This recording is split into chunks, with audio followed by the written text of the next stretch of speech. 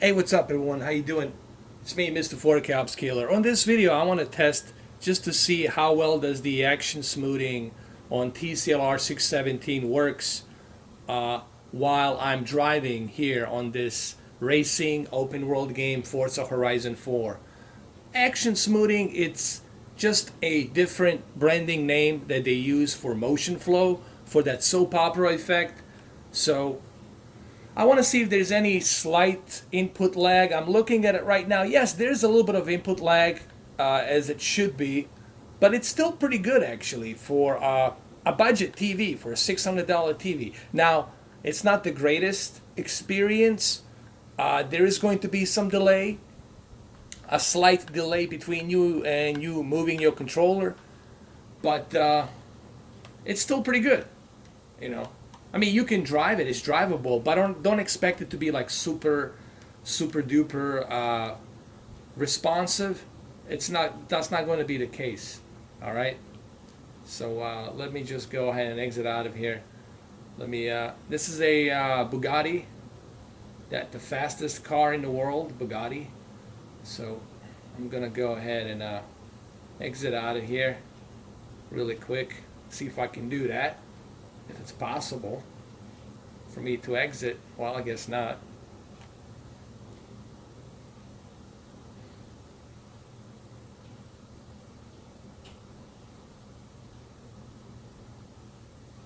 So yeah, there's input lag here when using the action motion flow here on the car. You're definitely going to notice it. It's there.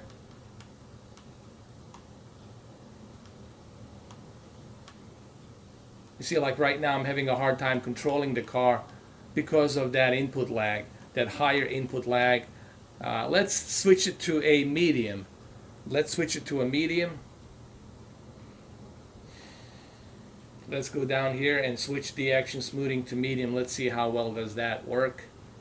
Okay. I have already damaged my car. That's really nice. Very nice of me to do.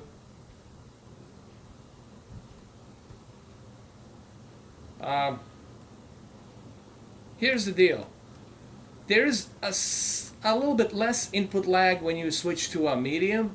It's not as bad, but it's still, there's input lag, guys. Listen, for a game like this, I don't recommend that you use the action smoothing. All right, I just don't recommend that you use the action smoothing.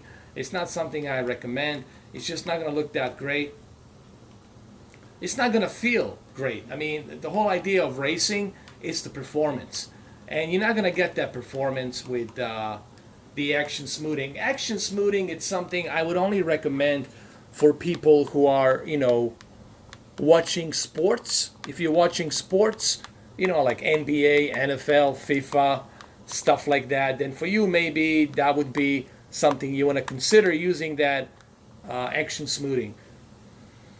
And quite honestly, the only reason that action smoothing is there, it's because of the sports. People who watch sports, they're using the action smoothing, the motion flow.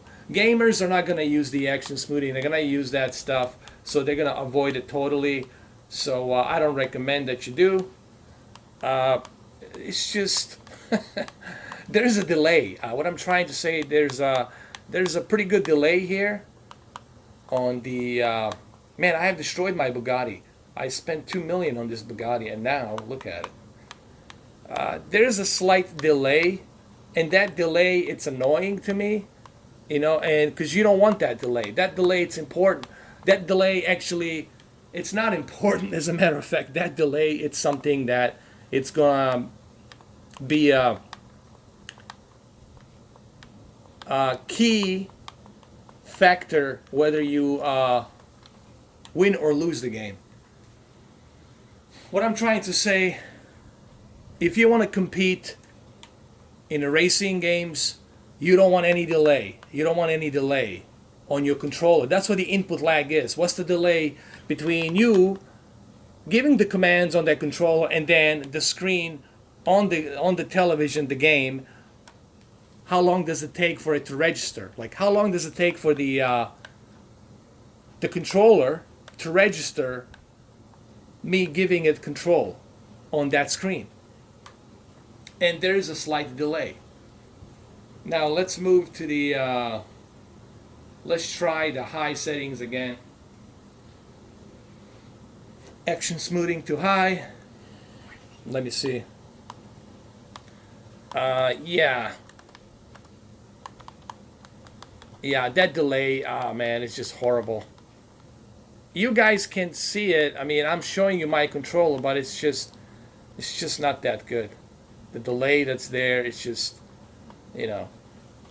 I mean, it looks fast, it looks nice, but it's very hard to control a game. You know what I mean?